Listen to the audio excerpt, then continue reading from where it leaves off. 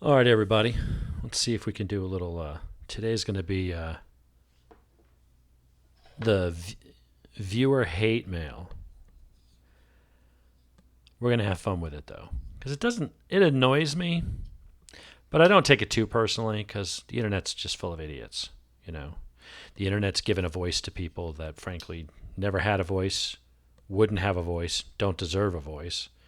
Normally, they'd be yelling at the wallpaper in their mom's basement or whatever, tinfoil hat conspiracy theories or shitty attitudes or enjoying their life on the spectrum, thinking the world's out to get them and everyone else is wrong but them. And now they have a voice. Now they can go on the internet and tell everybody what they think. And a lot of people think really dumb things. So when you're a content creator, even when it's just a little side gig like me, yeah, you got to put up with some of that. So, luckily, most people seem to be pretty cool, but I keep getting continually the same FUDs that get all uppity, and it's usually in the gun community, the knife community, and then sometimes in the bike community. The bike community is actually the most stable. It's really more the gun community, and then for some reason, it's like hardcore gun guys and hardcore knife guys are just, they're so, and I say this as a gun guy, and that'll be part of the discussion, is I am an avid gun guy. And yet, because I'll have some opinions that don't necessarily reflect what the hardcore, paranoid, bunker in the mountain, paranoid, tinfoil hat types think, I must be some kind of, faggot communist or whatever. And it's like, really? It's like, how many of you watching this have purchased, sold, and owned at a minimum, realistically, 375 to 400 or more firearms? We're talking well into six figures, probably, with guns and ammo over the years. Well, maybe not well into. We're not talking 500,000, but we've hit the six-figure mark. Are there guys that are bigger gun nuts than me? Yup. Do I qualify as a pretty hardcore pro Second Amendment gun guy, gun nut? Yes. That doesn't change just because I don't agree with some of your arguments. Some of the biggest arguments I've had over the year around like bump stocks and binary triggers and stuff. And people just think it's like, if you're not agreeing with my argument, you must be the enemy. And if you're the enemy, I must attack you at all costs. And if you're the enemy, then I don't have to listen to you and anything you have to say and give thought to any of your arguments. I just hear that you don't agree with me, so it's just blindly attack, flailing away, swinging your arms at windmills, which makes you look stupid, doesn't win any hearts and minds. No argument has ever been won that way. And so, and I'm looking at it and I'm like, you realize we're on the same side, right? Like, I think we should have this. I think we should have that. But the NFA is the law. It was passed by Congress, and it is what it is. And if you want to have an SBR, you want your short-barreled rifle, you want your AR-15 to have less than a 16-inch barrel, you got to go do the stupid paperwork. And it sucks, and it's an undue burden, and I think it's dumb. It doesn't solve crimes or anything. But, I wanted a suppressor. I followed the rules and went and did the Form 4s and got fingerprinted and had to go certify my paperwork and all that stuff with the ATF and my dealer and to go order a suppressor. Now I got to wait 6 to 8 months for what amounts to a muffler for a 22 from my precision bolt rifle and my TX22 compact. I don't like it. I think it's dumb that a law from the 1930s made for completely different reasons, had nothing to do with really public safety. It was to target organized crime and the mafia in Chicago and Jersey City and New York City and LA and stuff like that. But here we are today, and it still is the law of the land. And until someone gets it in front of the Supreme Court and gets it ruled unconstitutional and struck down, if you want a short-barreled rifle, you want a suppressor, you got to go do the right paperwork and pay the tax stamps. And people get all uppity and want to argue about, well, the ATF making laws, making policies. They didn't. The law is the NFA. Congress passed that law. The ATF simply stopped enforcing the pistol brace law. And let's be honest.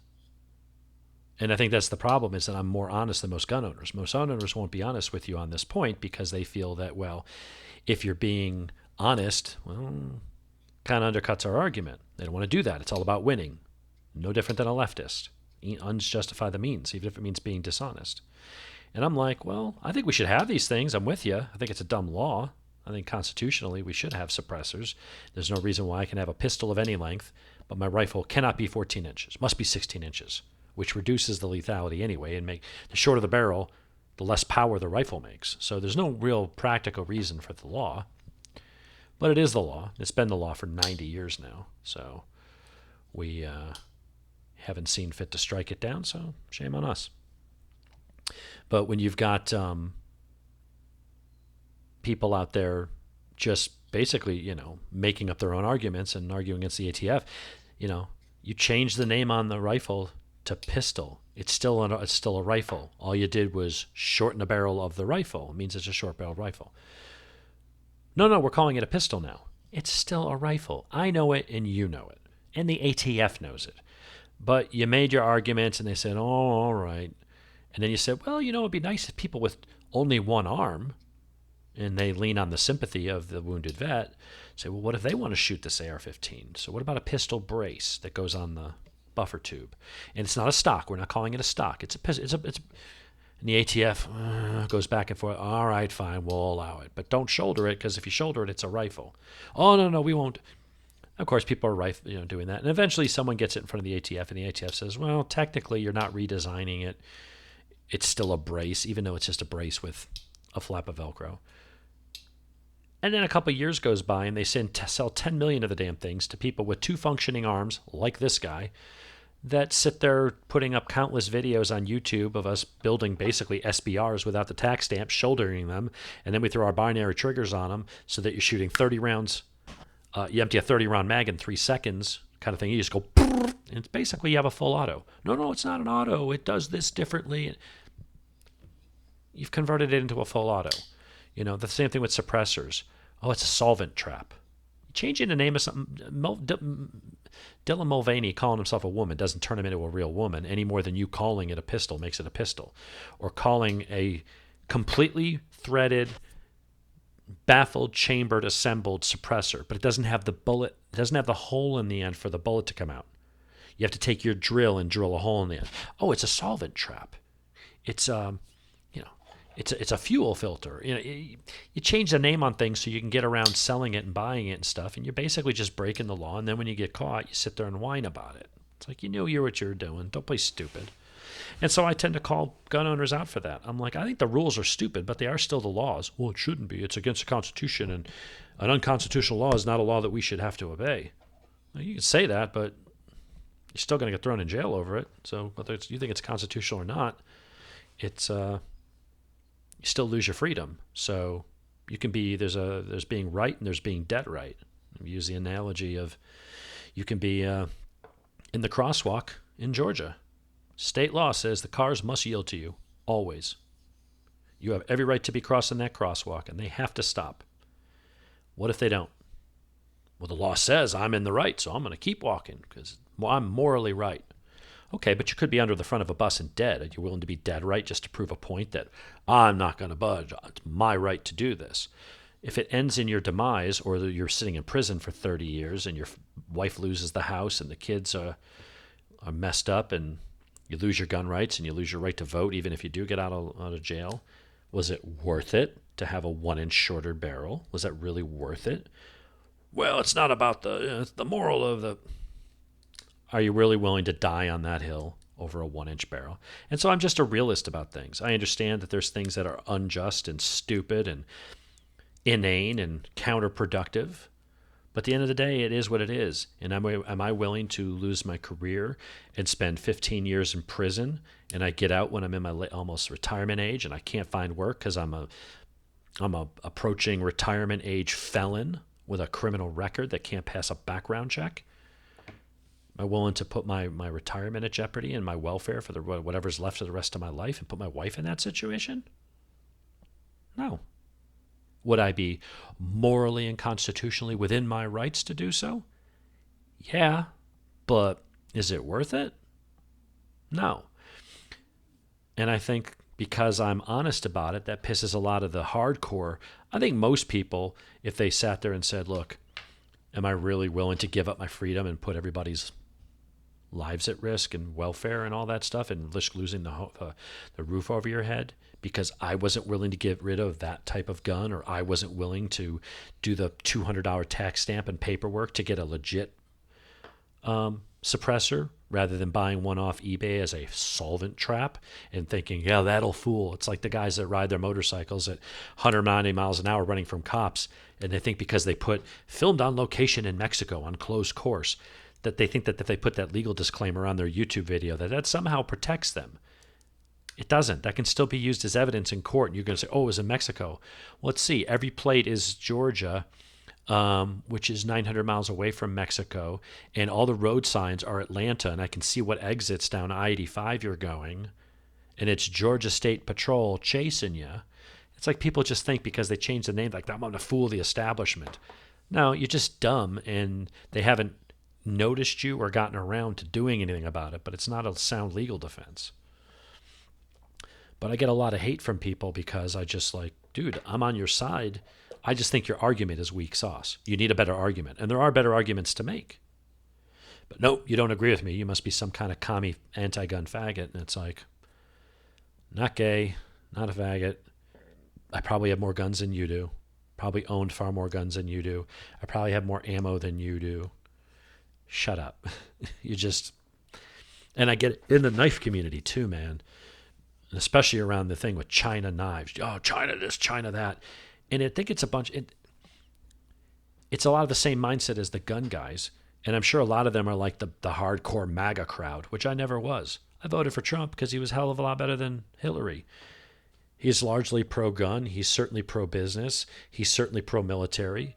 He's certainly more aligned with my views, but he's a complete ass as a person, and his delivery sucks, and he's not exactly a likable person. But, it's sure as hell better than Sleepy Joe, and his job performance is a shit ton better. Country was better. Regardless of what you think about Trump, the country was in way better shape. But then there's that hardcore MAGA where everything he says is basically, it's just a hold on. Every time I'm doing something, everybody starts pinging me immediately. Do not disturb. It doesn't involve me. Anyway, so people are just going, kind of bonkers with that. And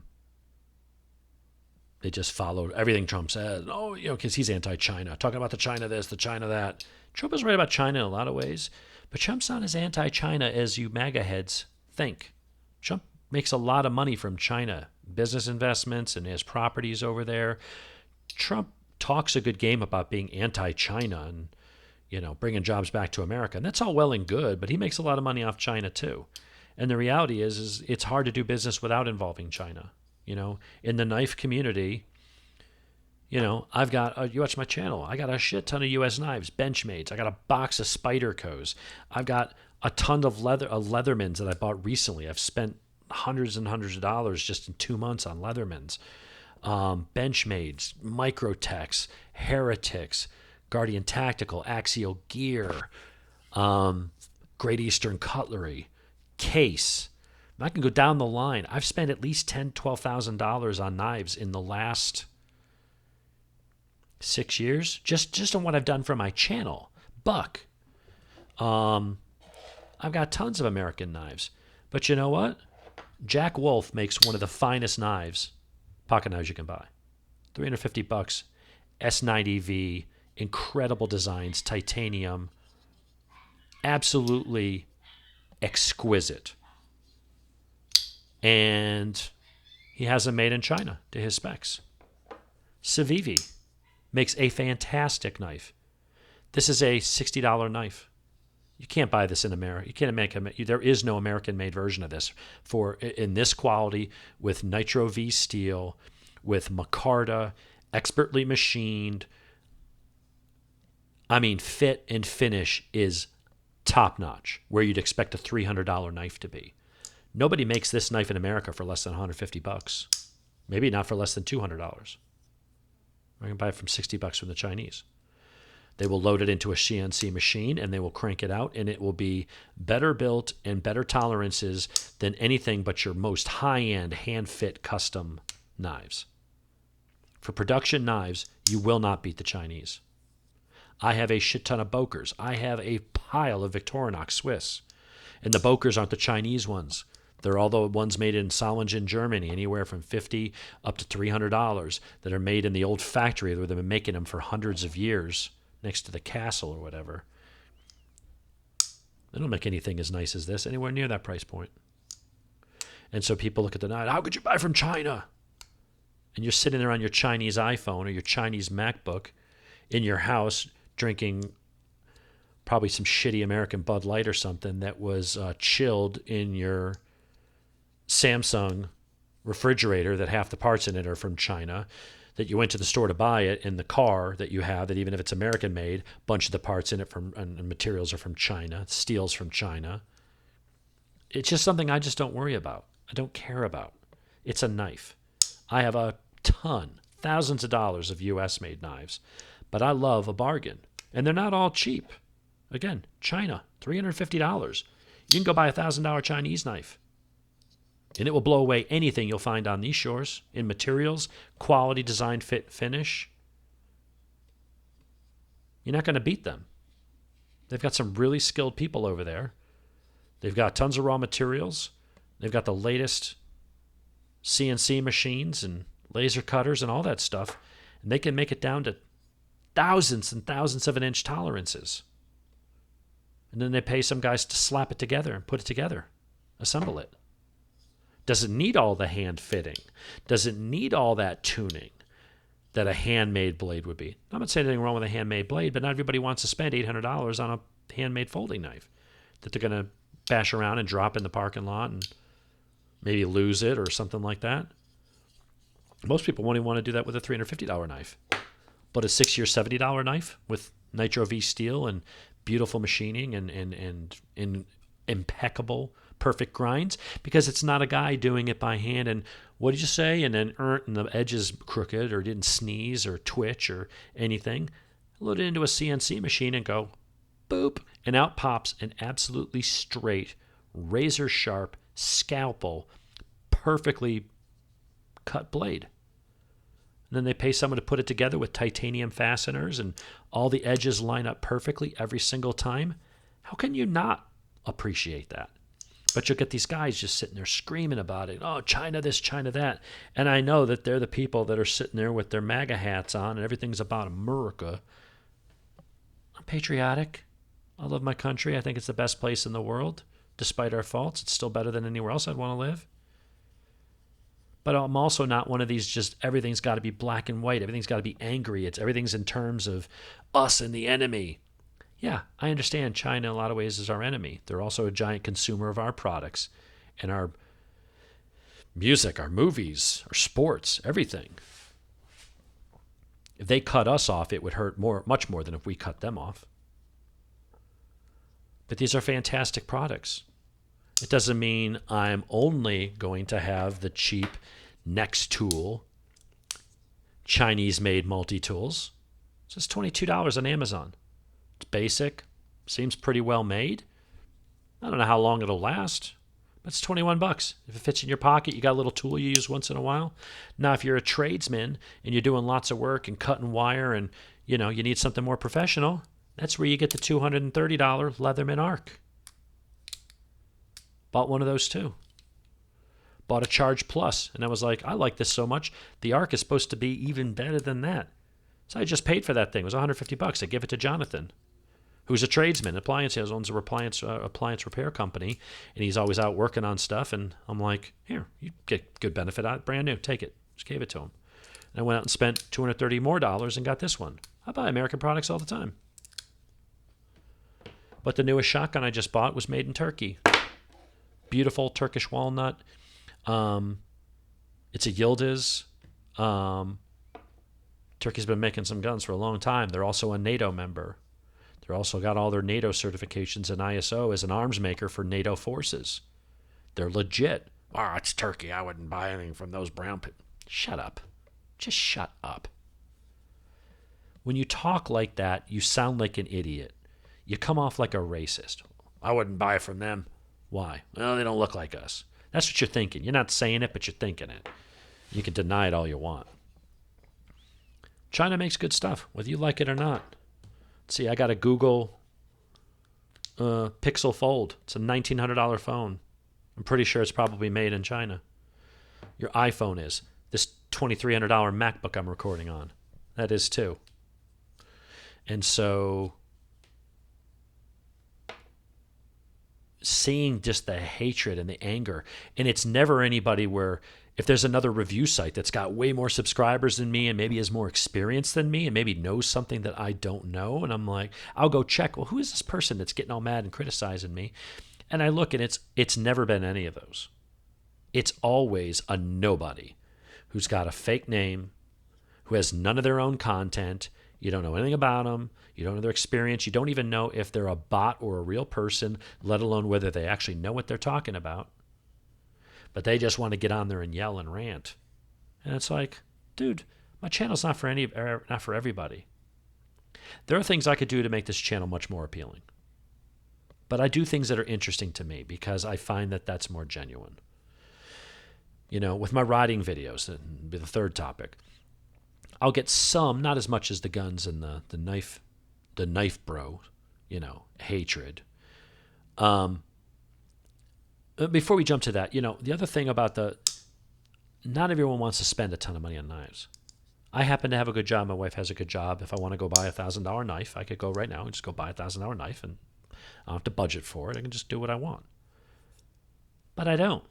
I spent a few $100s. The most I ever spent was the Medford. And I had it, and I was like, I've never used it. I never once carried it. It's just too big. And I was like, you know what? My brother-in-law, I gave it to him as a wedding present. He's a really big dude and likes big, chunky knives because he can palm a basketball. I was like, this is perfect for you. Here's a $500 knife. Congrats. But, you know, normally I try to keep my knife blades, you know, at a reasonable price because I don't use them all. Some of them I just have because I think they're neat. But there's a lot of people that are out there looking for deals on things. And they would love a $700 Strider or something like that, or a Chris Reeve Sebenza. But they literally can't afford it. There's nothing wrong with that. I don't put people down for what you can afford. Dude, go get what you can. If all you can afford is a $30 knife, go find a Rough Rider Reserve. Go find a civivi. You know, there are knives out there. Go find a CJRB. Make some great, fantastic knives. Vosteed. Make some great knives. There's a lot of good quality knives that will hold up for many, many years with good materials for under $50. And they're quality. They're just not made in America. We cannot make a quality knife that's consistently quality at that price point. We have to pay union members and pensions and employees and benefits and taxes. It's too expensive to do business here in the States. We can make good products if you get the right craftsmen, but then you price yourself into a niche where only a small segment of the buyers in the market, it's called a TAM, total addressable market, you're only going to get a sliver of that because not that many people, when they're paying what they're paying for rent and interest rates are going through the roof and inflation and gas prices and everything else, not a lot of people can physically afford, or if they can't justify spending $500 or $600 on a quality U.S. made knife, or even $200, because you can get some for $200 that are legit nice and stuff. Or you could buy something like the Civivi. I don't remember which one this is. Not the Appalachian Drifter. I don't remember what it is, but it's a fantastic, beautiful carbon fiber, nitro V steel, linen micarta. The inside is finished, polished, no rough edges. All the edges are chamfered properly. All the transitions, seamless. You don't even feel it transitioning from one to the other. If this was made with these materials here in the U.S., it'd be a $150 knife, easily. So they don't make them here because nobody will buy them. Or the number of people that will You just have a small boutique shop like Chris Reeve, and you crank out your high-end knives in small batches, and people will pay the money for that. But that's it. If you want a knife that's going to be mass marketed, it's got to be a design they want. It's got to be decent enough and good enough quality, but it has to be at a price point. Doesn't matter how good the quality is. If it's you price yourself out of the market, you price it out of the market. This knife is from Jack Wolf, $350. The gun stock here, it's $350 made in China. What do you think this would cost if he had to make them here and hire all the machinery, getting the raw materials himself? I mean, I'll tag Ben in this video. I would like Ben, it would be great if he responded with some insight on why he uses China. His knives are regarded as some of the best around. This thing is nothing short of astounding. And even though it's made in China, it's still $350. It ain't a cheap knife. But how much would this cost, Ben, if you had to make these here to the same standards? No cutting corners, knowing what U.S. labor costs are and what it costs to do business and taxes, environmental stuff for your facility. If you had to make these here, what are we talking? $600-700? How many people would buy it then? They wouldn't be lined up and sold out within 7 or 11 minutes every time a batch drops at $350. So there's a balancing act. You can stick to your, well, I'll only have Americans and I'll only hire Americans. Yeah, and you may be sitting there on a pile of knives that no one can afford or buy. And you're looking at like, all right, well, maybe I'll go do Lyft or Uber or something to make a living because this isn't cutting it. No one's buying my stuff. Or you can say, I want the designs. I'm going to keep an eye on them and make sure that the quality control is in place. But I'm going to have someone overseas in China manufacture them. As long as they do it right. Someone mentioned in one of my videos, geography does not equal quality. And it doesn't mean because it's made in America that it's going to be good. And it doesn't mean because it's made in China it will be bad. You got to look at the product that we're talking about and determine, are they doing it right? Did they use the right materials? Is the steel what they said it was? Did they heat treat it properly? The answer to yes, all those is yes. What's the problem? I'm buying this from an American guy.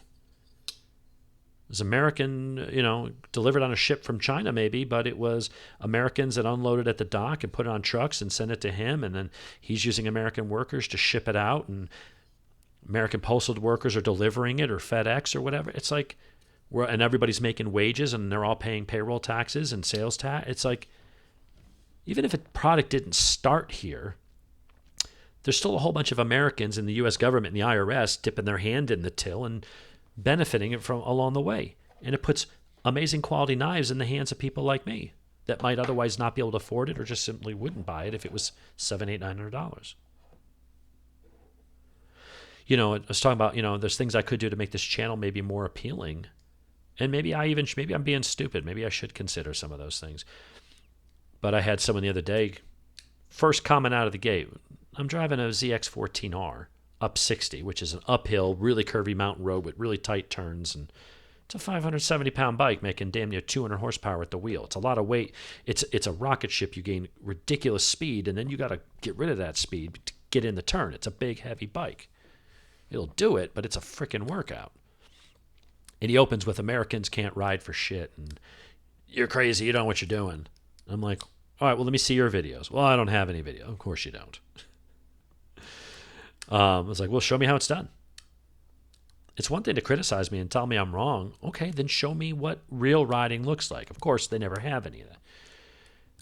Yeah, we get to talk, and in the end, it ended up all right and stuff. But it was like, but people just jump in and react to that shit. And what he really was reacting to, well, you're riding so fast, and you should be going that fast on the street. Okay, well, that's not the same as saying you're a shitty rider. They could say, look, you're an idiot. You're using poor judgment going 110 in a 35 up a twisty mountain road. I'm not going to argue with you on that. I know that. But to say like, well, you and American drivers, riders suck. Show me you going faster. Would you be going faster up that hill on that kind of bike than me? Maybe. Probably not. Maybe. Show me. There's other guys, the guys that are really popular, they have the biggest channels, I feel like I'm almost conservative with my riding. We go up there and we play. And we go up and have fun with Cameron and Dean and guys and stuff. And we're up there tearing it up, and we're doing double, triple the speed limit. We got pulled over by the cops a few times. Sometimes we get off, sometimes we get tickets. We're not slow riders by any means. We're all in that intermediate level. If we go to a track day, we all be an intermediate. And certainly on the street, we tend to push it probably harder than we maybe should on the street. Some people would say, well, that's reckless. But that's not the same as like, well, you're not skilled or you don't know what you're doing. To me, those are two very different things. And, when I look at the motorcycle pages that do get all the hits, Jixerbra, Crash Test Goat, really nice guy, not criticizing any of them, actually. Fast Lane D, another interesting guy to watch. But they're all guys just going down the interstate at like 180, running from the cops at night, and they do this over and over, and that's actually what appeals. It's like, I feel like my riding is kind of conservative in a lot of ways, and that probably hurts me because it seems like what actually resonates with people, what they really want to see is the high speed running from cops and all the stupid shenanigans and stand-up wheelies down the interstate in traffic, running from state police and evading and committing felonies. That actually seems to be what people want to see. I'm not doing that shit. I'm going to go have fun, and I could still get in trouble, and I'm certainly going fast enough that I could off myself. But I feel like there's a certain point where I'm like, I'm not going to do this just for views, and I'm not going to lie about what I think, whether it be the bump stocks or buying knives from China. These are things that interest me. Sometimes I'm buying a Leatherman. Sometimes I'm buying the next tool, or whatever weird, the Roxxon that I had for a little while and just gave to someone the other day. I like it all. I'm not. And here's the difference between a fanboy. You can be an enthusiast and a hobbyist. That's not now always the same as being a fanboy. I love Ducatis. I love Triumphs. I think my new Vet is really cool. But so is my Mustang. So is my Silverados. Like, I'm not a Ford guy. I'm not a Chevy guy. I'm not a Glock guy. I'm not a brand name. I'm not a Ducati guy. I'm a knife guy. Some of those knives are going to be U.S. Some of those are going to be expensive. Some of them are going to be a little cheapy. That's just well made and beautiful. And although I wouldn't want to lose this one because they did discontinue them, and these are hard to get now. Probably should have bought a second one. But some days I'm going to reach for this. And it's a beautiful knife. And someone would look at that and go, wow, that's a really nice knife. They wouldn't know that this was $60 and made in China. They would just look at it and go, holy shit, that's a really sweet blade. And if you didn't know anything about the blades and anything about the things, and you looked at the Jack Wolf and you looked at this, you might assume that these are in similar categories. I mean, they both look pretty damn snazzy, right? You say, well, this one looks a little nicer, but some days I'm going to carry this, some days I'm going to carry that. Some days I'm going to throw my little Leatherman Skeletool for $80, and other times I'm going to have the big boy, the most expensive, I think, U.S.-made multi-tool on the market. I'm not cheap. I'll buy the expensive stuff. I'll buy the cheap stuff. I'll buy the U.S. I'll buy the Swiss. I'll buy the German. I'll buy the Italian. Buy the British. Buy Japanese. Why wouldn't I buy China at that point? Oh, they're our enemy. Yeah, the Communist Party is. The average Chinaman's not. Most Chinese civilians like the U.S. At least the ones I've met and talked to. They like our culture. They like our KFC and fast food. They like our music. They like our NBA. They like our movies. They like our products. It's a global economy. And, I think there's some truth to, what Trump said, not having our semiconductors and which facilitate and allow our way of life to be owned by the Chinese. We need to be having Germany and the U.S. and some other countries step up and create their own chip manufacturing plants. And I think companies are realizing that, and they're starting, but it's going to take a while. But I don't know, just getting angry all the time about everything. I mean, I'm sitting here, you think, I'm bitching about it. I'm also I'm letting you know kind of what I go through as a content provider, and it's just par for the course. If you put stuff out there, you're going to have to deal with stuff, and sometimes you're making things wrong. So I got something. What was it? The thing that annoyed me this morning was, I know why your revenue's down. You don't know anything about guns. You're saying that you can shoot a 22 long rifle out of a 22 Magnum cylinder. I'm like, what are you even talking about? So I go look at the video in question, and it's me talking about the Ruger Wrangler versus the Super Wrangler. Well, the Ruger Wrangler had fixed sights. It was a little cheaper and more cast parts, but it was affordable and reliable. It's a Ruger, and it shoots 22 long rifle. Then they came out with the Super Ruger, which is a heavier, more machined frame, comes with 2 cylinders. One of them long rifle, one of them 22 Winchester Magnum. And bit heavier, nicer materials, adjustable sights, things like that. And I was talking about the difference between the two. And as I'm talking about, so you could shoot 22 long rifle out of this, just like the other one. And I swapped the cylinder. I say you can take, and it comes with the other, you could put in a 22 Magnum. And so now it can fire both 22 and 22 Magnum, whereas the old model couldn't. And he's going on and on about how what I'm saying is dangerous and I don't know anything about guns, and that's why YouTube is demonetizing or reducing me with the algorithms, because I said that it's like he didn't even, it goes back to that gun guy thing. The hardcore, just stubborn, we all know who I'm talking about. Doesn't apply to everybody. That's why most people watching this probably won't be offended by me saying this. The only people that will be offended by what I said about the gun or the knife bros are the ones that know they fit into that niche. They're the dicks. They're the ones that this applies to. Someone else that what I'm saying doesn't apply to, they're like, I ain't talking about me. And they just don't, they're probably like annoyed by you too, right? But sitting there saying that and going on about, well, you don't know anything about guns, you said this. It's like, did you even watch the fucking video? Like, really? Like, I'm talking about this gun does it this way. This one comes with both cylinders, and so you can shoot both calibers. I didn't say you could shoot them both out of the same cylinder, dummy. There's a nuance. There's context. But some people, I think the people that are the hardcore knife bros and the hardcore gun guys, the guys that are just lack any kind of social grace, they don't communicate well. Everything's either you agree with them or they're just attacking you as the enemy. They just instantly, just like a rabid pit bull, just, I don't like this, and they just go on the attack. I think those people are on the spectrum to some extent. I think they're antisocial. I think they don't relate well to others. They just tend to react emotionally and lash out to things. Frankly, those are the people I think shouldn't be around guns, but that's a whole nother discussion. But I don't think most gun guys are like that, but we all know the ones who are. And the good news is that they identify themselves. When you say, yeah, the guys that are, that do X, Y, Z, you'll have 1,000 people read it and go, and then there'll be the one guy, how dare you say it? Basically, you just stood up and put a spotlight on yourself saying, yes, I'm that guy, and I don't like what you just said. So at least they identify themselves and, make it obvious who they are.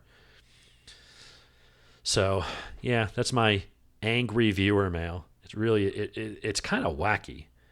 It really is when I see just how angry and bitter some people are, and I'm like, dude, you're way too animated about something that just doesn't matter. You can say, well, the whole thing with the pistol braces matters and this and that. It does, but you sit around whining about it and trying to trick and fool the ATF by calling it a solvent trap, calling it a pistol when it's clearly an AR-15, assault or Armalite rifle 15. You know exactly what it is. You're playing semantics, trying to find the loopholes, thinking, the ATF are assholes, but they're not stupid.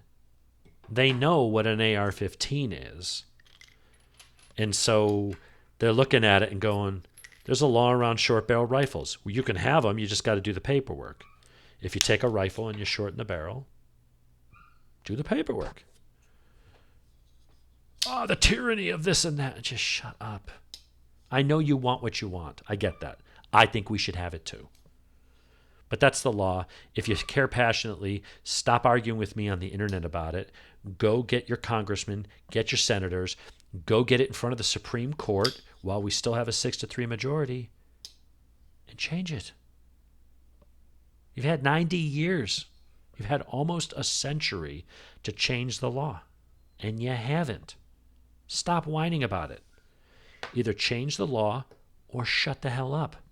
Whining on my little old channel because I'm pointing out that your stance is right, but your argument needs work.